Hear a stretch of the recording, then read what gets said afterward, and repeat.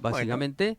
Porque bueno, el gobierno, el gobierno tiene una gran apuesta que es digamos, de alguna manera la más fácil de mostrar, quizá la más redituable, que tenga que ver con la baja de inflación. Un gobierno que arrancó diciendo que estábamos en una virtual hiper.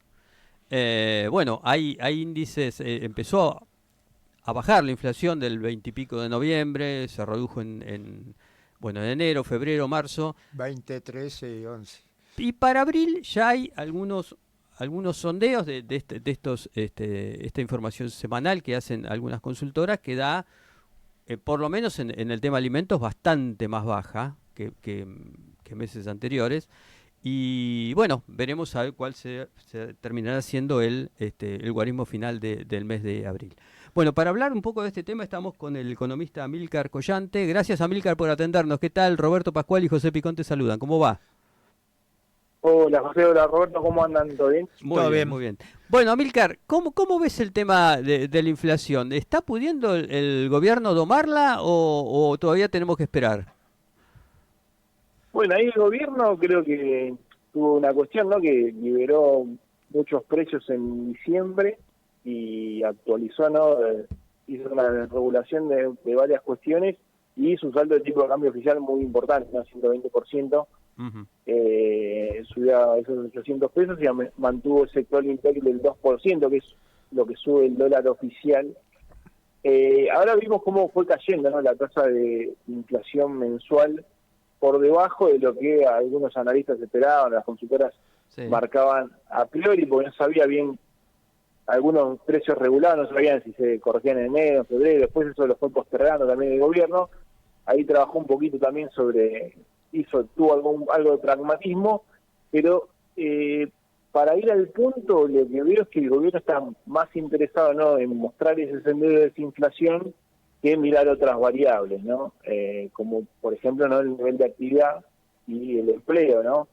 O sea, el gobierno en cierto aspecto, por lo que entiendo, está forzando un poquito ese sendero de desinflación. De hecho, cuando, como te decía, algún mes que había una corrección del precio regulado y la inflación podría irse por arriba del mes previo, lo pateó para adelante y se está basando en la recesión y ese crawling peg del 2% para mostrar ese sendero.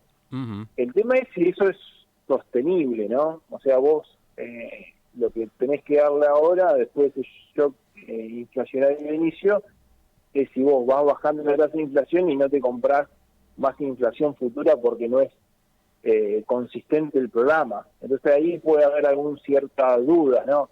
Yo Claro. creo que, como decías vos, abril, los indicadores adelantados, las consultoras que miden precios, que más que nada son los precios del supermercado, ¿no? Son una parte de los precios de los que miden Index. Sí. Esos van bien, se muestra una caída importante, están yendo por abajo del 1% semanal, que en cierto momento en diciembre hubo semanas que era arriba del 10%, ¿no? La Claro. dinámica de precios. Y ahí el gobierno hasta fogoneaba, ¿no?, esa liberación post la asunción de Milei y hablaba de la hiper y demás.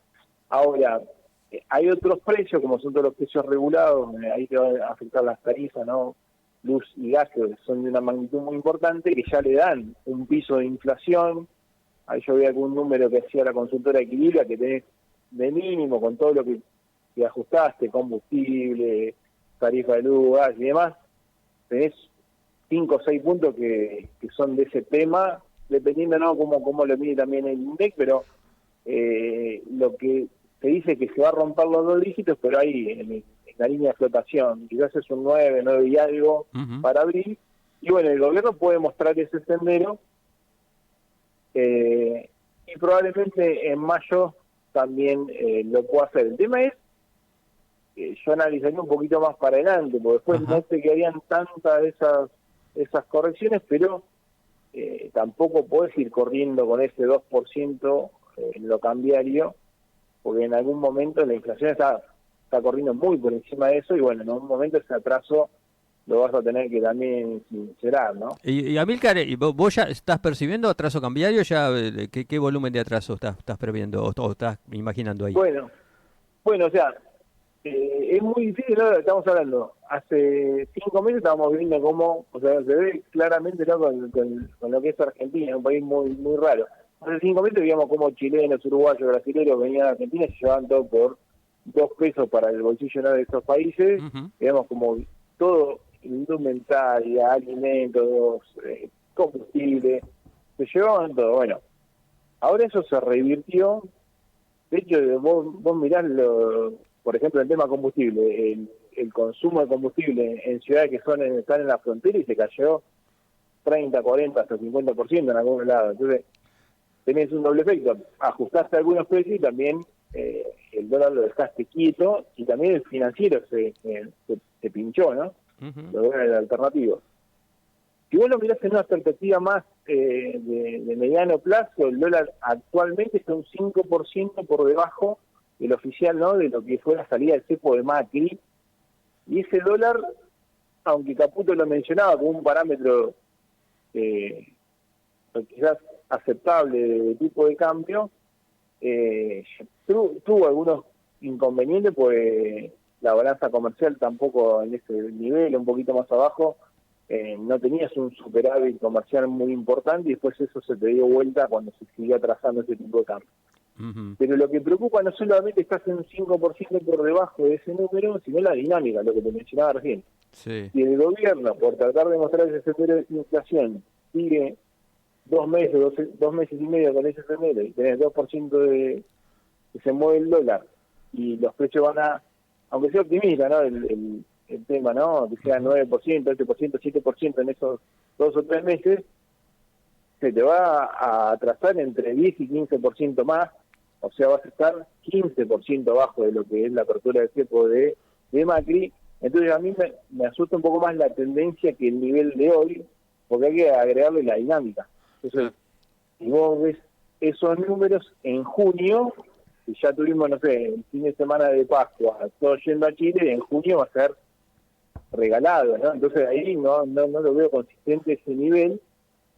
Yo entendería que necesita recalibrarse, ¿no?, el programa, tanto en lo cambiario y también en el lado fiscal. O sea, creo que que necesita hacer algunos cambios, porque si no, se puede un poco marear o enamorar de esa desinflación el gobierno y terminar forzando algo que te puede traer consecuencias negativas hacia adelante, ¿no? Claro, Amílcar, hablaste del costado fiscal del programa. Digo, ¿ahí en qué debería corregir el gobierno? Porque digo, licuó un montón, ¿no? Motosierra, ahora, ¿cómo está la cosa ahí? ¿Qué es lo que podría tocar ahí? Sí, no, yo parto de que el gobierno tenía una herencia muy pesada, ¿no?, en términos de credibilidad, y Milei usó su discurso, ¿no?, que hacía una campaña directamente con una motosierra en la mano, ¿no?, Ujú. y usó su discurso más que quiso usar esa ancla fiscal como para ganar esa contienda. O sea, Argentina no tenía credibilidad. Entonces tuvo que exagerar el ajuste fiscal y él dice, vamos a un superávit del 2% del PBI. Pero venir de déficit del 3% a un superávit del 2% son 5 puntos del PBI en una economía que tiene indicadores sociales muy, muy deteriorados y es muy difícil, ¿no? Si vos ves programas, aunque sean los más ortodoxos que tenga el FMI, no hubo muchos programas que ajusten eso. Entonces yo entiendo que ya hizo enero, febrero caja a partir de la licuación de gastos y ahora eso se está quedando corto o ya se empieza a cortar la licuación porque vos estás bajando la inversión por un lado y también, por ejemplo, la partida de jubilados ya está indexada en la inflación, así que no se va a seguir licuando. Para adelante vos vas a tener que ajustar los subsidios económicos que ya están en tarifas también. O sea, yo lo que entiendo es que el primer semestre el gobierno va a mostrar eso y también para convencer al mercado que el plan esta vez va en serio, pero a mitad de año, lo mismo que con lo cambiario, tiene que recalibrar la meta y decir, bueno, ese 2% era una exageración, ya nos creen que vamos en serio esta vez para ajustar el déficit, vamos a un superávit cero y si puede algún impuesto, que este es el impuesto que todos dicen y tiene todo el número de puestos, el impuesto país, sacarlo Ujú. y ir a déficit cero. Que entiendo que ahí sería algo más sustentable, ¿no? O sea, algo que, realizable en sí, porque si no, está sobreajustando la economía y eso puede también afectar un poco más, un escalón más abajo, el nivel de actividad y también afectar, ¿no?, el empleo. En los dos aspectos creo que más de junio no nos podemos ir y bueno, ahí tenés que también tener aval del fondo y demás, y si conseguís también esa línea, ese apoyo, sería clave, pero entiendo que ya, o sea, estás sobreajustando una economía que ya no venía tan bien y bueno, ahí tenés un problema. De hecho, parece como muy paradójico, ¿no?, que hasta el mismo fondo te dice, bueno, tranqui, no se le pase la mano, que Claro. no pueden atiendan a los sectores vulnerables, o sea, que te esté corriendo, ¿no?, el fondo por izquierda ya te da la pauta de eso también un poco. Claro. Yo creo que ahí también tenés que ir a una meta más sincera, ¿no? Es decir, bueno, podemos hacer equilibrar las cuentas, eso es sin incluir los intereses de la deuda, y ahí sería más llegable, ¿no?, a ese aspecto. Ahora que salió el paquete fiscal, puede ser que con ese ajuste del paquete fiscal vos puedas mostrar eso en la segunda parte del año, que bueno, también es una meta, no es tan fácil, pero bueno, es menos complejo que ir a un superávit Hay, sano. hay varias cosas, Amílcar. La primera, ¿vos creés que se va a seguir liquidando los importadores, los productores agropecuarios con este tipo de cambio?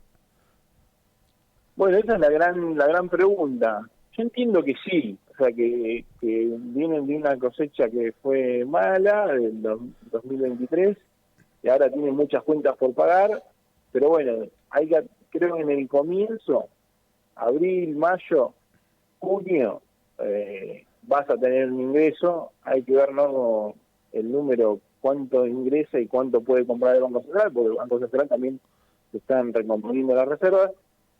Pero bueno, también está lo que te decía en el aspecto cambiario, o sea, van a entrar ahora, tienen cuentas por pagar, pero si sigue el atraso cambiario y no hay ningún otro incentivo, también van a tratar de ir jugando y llega ese mes de junio y seguir con este mismo esquema, ¿no?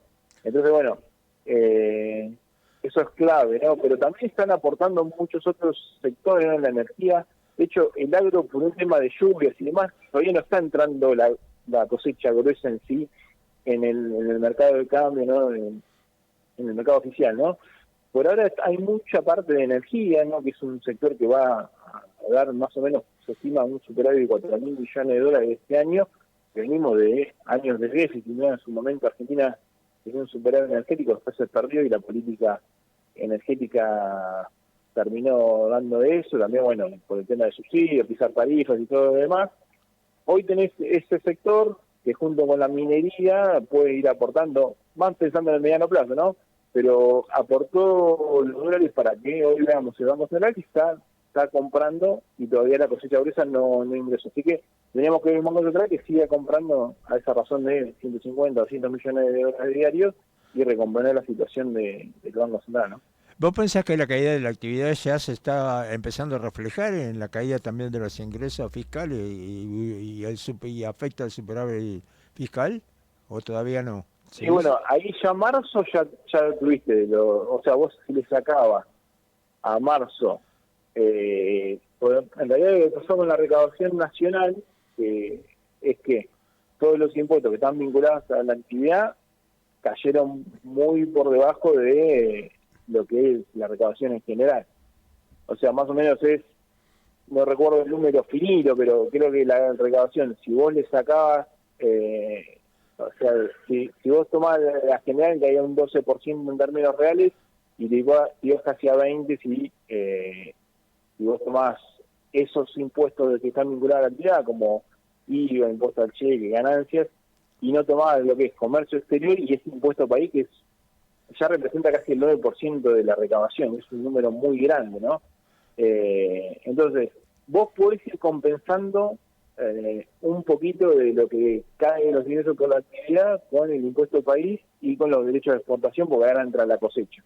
Creo que eso lo podés mantener al primer semestre, o sea, pero después, insisto con eso, ¿no? Tenés que cambiar la meta porque se van a seguir deteriorando, ¿no?, los ingresos fiscales, porque no, o sea, la actividad está aflojando, ¿no?, y la recesión ya está pegando en esos números, así que en algún momento vas a tener que modificar esa meta porque no vas a tener forma de compensar una vez que se te vaya la cosecha y no tenés otro impuesto que te pueda reemplazar esa caída, ¿no? Así que hay que ver, o tenés que sobreajustar mucho más los gastos. Entonces, bueno, ahí está la atención.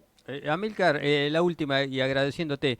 En todo este contexto de ajustes sobre las provincias, ¿no? Recorte de fondos no automáticos o discrecionales, depende cómo uno lo quiera definir. ¿Cómo ves la situación de la provincia de Buenos Aires en medio de la situación financiera, digo, ¿no? De la provincia en medio de este contexto. Sí, bueno, o sea, la provincia es bastante crítica, ¿no? Ten en cuenta que, o sea, las provincias tuvieron lo que es discrecional está prácticamente frenado. Después, mucho que lo que recibió la provincia eran obras, la obra pública también fue un freno. O sea, no solamente cuando hablamos de obra pública a nivel nacional afecta lo que es la nación, sino que son todas las provincias que tienen afectada esa obra pública. Y después todos esos impuestos que decíamos que son coparticipables son los que más caen, porque o sea, todo lo que compensaba a la recaudación, que yo te dije, lo que compensa la recaudación es el impuesto país y el derecho de exportación, eso no le va a la provincia. Y además tenés problemas como el tema de ganancias, ¿no? Que el año pasado sacaron el impuesto y hizo coparticipable y hoy también tenés una merma de ingresos por ese aspecto. O sea, ahora lo van a restituir eso y ahí pueden tener un poquito más en los meses siguientes, ¿no? Mayo y para adelante vas a tener eso. Pero no, la situación es muy crítica. De hecho, acá en la provincia de Buenos Aires está, en el caso de ingresos brutos, tuvo un impuesto extraordinario a algunos contribuyentes que son los más concentrados, y ahí tuvo una recaudación extra, arriba de 160.000 millones de pesos que recaudó en marzo, pero son un adelanto a cuenta del impuesto, o sea, claro. Eso lo pudo recaudar la provincia, pero bueno, después para adelante esos ingresos no van a estar, así que es muy compleja la situación en ese aspecto, ¿no? O sea, puede restituir un poco el tema de ganancias, pero le pega mucho cómo está el nivel de actividad y ahí se complica la cuestión. Y hay muchas provincias, ¿no?, que el grueso de los gastos son salarios, entonces en el fondo lo que va a terminar pasando es que las paritarias van a ir bien por detrás de lo que son la dinámica de precios, porque aunque las provincias recorten, no sé, la obra de las provincias o achiquen en algunos sectores, va a ser muy difícil que puedan mantener, ¿no?, una paritaria que vaya lo más en línea con la inflación, ¿no? Ahí creo que por ese lado va a ajustar esa situación, y también el gobierno está muy, o sea, en esa postura no de hacer caja y no de dar el brazo tercero, o sea, no va a haber, o sea, es lo como dice, mire, no hay plata, o sea, no va a romper con eso, entiendo yo, pero sí va a tener esa parte del paquete fiscal que puede ir a las provincias, ¿no? Claro. Amílcar, te agradecemos muchísimo, Muy te amable. mandamos un abrazo. Gracias como siempre. Por favor, un abrazo grande. Chau, chau. Bueno, pasó Amílcar Collante con el panorama, ¿no?, económico.